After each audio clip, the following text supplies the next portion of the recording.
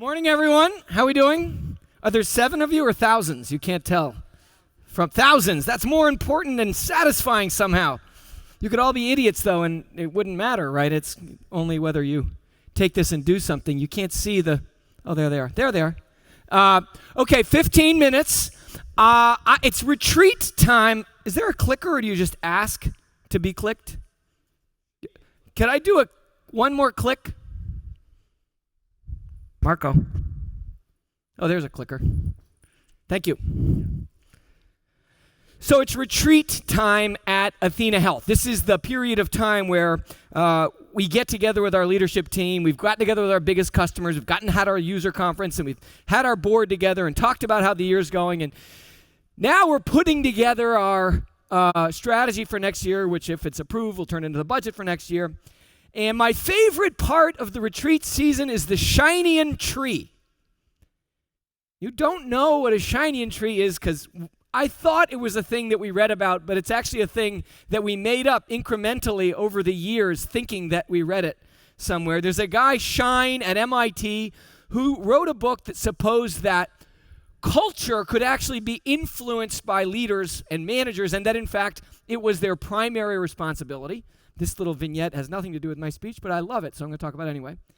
And what he says is that culture is a little like a tree, which is where we got the idea of the shiny-in tree, that really what goes on in an organization or a group or a society of any kind is driven by the underlying assumptions that people have in their heads about what really, really will get them ahead, what will really get them gratification.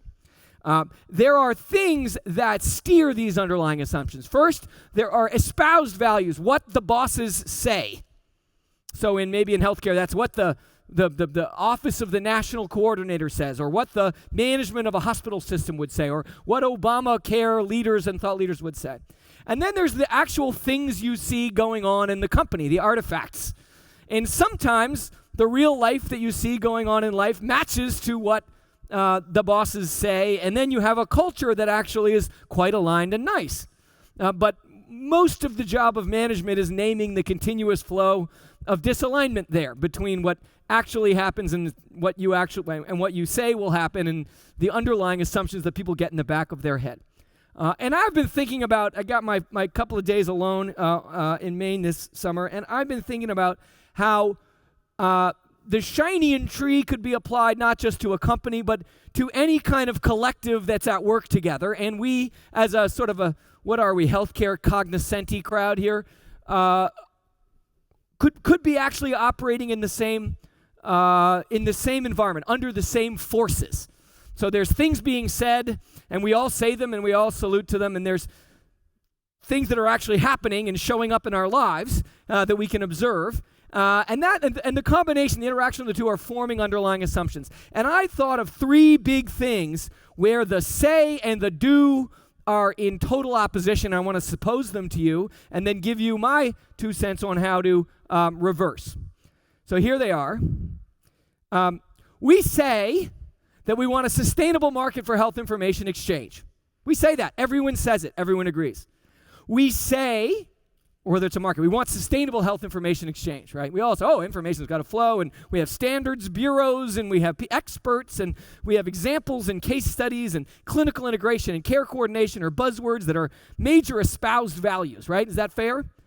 We also say that we want the highest, level of work to go to people to operate at the highest level of their training, that we want people to operate at the optimal comparative advantage for which they are trained.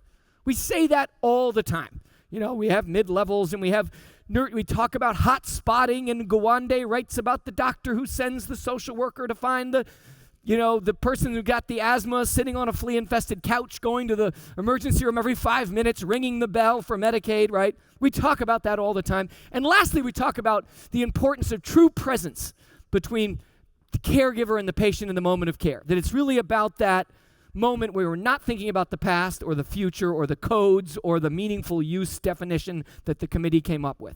These are the things we say, and I would suggest that in these particular areas we are marching in exactly the opposite direction that we say we are marching. And so let me try them out on you. Thing number 1. So is it true that we can communicate now with the moon? We just made improvements in our laser communications. We now talk to the moon at 624 megabits per second, which is awesome. And if you want to take your x-ray from one Harvard hospital to the other one downtown, you carry it in an envelope, and it takes like 30 minutes. So it reminds me of why? It's not that the technology isn't there, right? We can do this shit with the moon. We've got to be able to do this with the x-ray across the street. So what is the problem? And I think about places where it worked. And my dad started life as an actor. Thank you. You can come back, both of you. But then he was a stockbroker when he got married, and he penciled out being an actor and realized there'd be no home. But as a broker, this is the stock exchange actually when I was a kid in the 70s. And what you see that guy holding is a buy ticket for a stock. And when I was letting my dad down easy that I didn't want to make the world safe for the affluent people he served, but wanted to go into healthcare, which was a little bit like the dwarf who wants to be the dentist. He's like, you want to be what? Like what? Bushes don't do healthcare. He was very supportive, but. And you see, you put that up, and there's specialists in the window that each trade in a particular stock. And if your buy ticket, that price on the buy ticket matches an ask ticket, that specialist matches them. The carbon copies go to the Depository Trust Corporation. The accountants match them. And then if at the end of the day no other trades override them, the forklift moves the stock certificate from one side of the vault to the other. And this was going on in the 90s, but less and less so as people were building interfaces between the little computer that they had bought in their office and the Depository Trust Corporation. And what was interesting to me is, well, today obviously we know how we trade stocks, and there are no certificates or forklifts involved. And here is the volume of trades, but more importantly, here is the cost of a trade. And a trade used to take 2 days to settle. When I started, the year before I started Athena, it took 2 days to settle, and it costs about $4 per trade. Today, it settles basically instantly, and it costs about a cent. What happened? And why isn't that happening in healthcare? Do they have better technology than we do? Do they spend more on technology? No and no. Especially now, we're spending more than anybody on technology that isn't doing this. So what's the problem? Another example, right? You've got your bank card. This is, we have a backup center in India that's about a 12-hour train ride from Chennai. And so if there's a flood or whatever, we've got a place where we can be, it's in a different area. And this is where employees can send their money to their parents on their phone. They, put their phone number in and they zap it, and the parents can take their phone to the cash machine and pull money out and go buy stuff in the village. And they're mad because it's like a 10-cent interchange fee. And we, of course, we started with the automated teller that was actually in the row of the tellers, right? And then we got on the Cirrus network, remember? And you had to slow down at the glass window and flip over the back of your card and see if the little logo on the back of your card was the same logo. Right? And then those networks sort of worked out deals, and today you could stumble drunk into a cash machine in Prague, and out will come the right form of shekels at the right exchange rate, right? So, I had another one, which was the car, but anyway. What is going on in healthcare that is making this not happen? Right? Can we agree that fundamentally the meta behavior of the health establishment, people in this room, I don't know who you are, but is to buy systems that are by their very nature closed, to invest in systems that don't talk to one another? Why? What's going on? What can we do to reverse that? Well, I submit to you that if you look at the big picture, there's about a half a hospital day per 100 per year less utilization going on. And if you start with the Dartmouth study that says there's 41% more than we need, never mind that. What we use, we're using a little bit less. We use 85% of the beds, but we use a half a bed even after the aging of the population less. And so the first instinct of somebody who's on top of a hospital is, holy shit, I got to fill this thing. And if my information system is, and I got to get as much as I can for it, right? Because I think the tide is going out, and I need water, right? I got to float. And so what I believe is happening is that the old brain, the protective brain, the animal brain is rising up and saying, I must lock what is mine into me. I don't believe there's anything beautiful enough about me to get new people so that if I openly let people go where they want for care, I'll do better.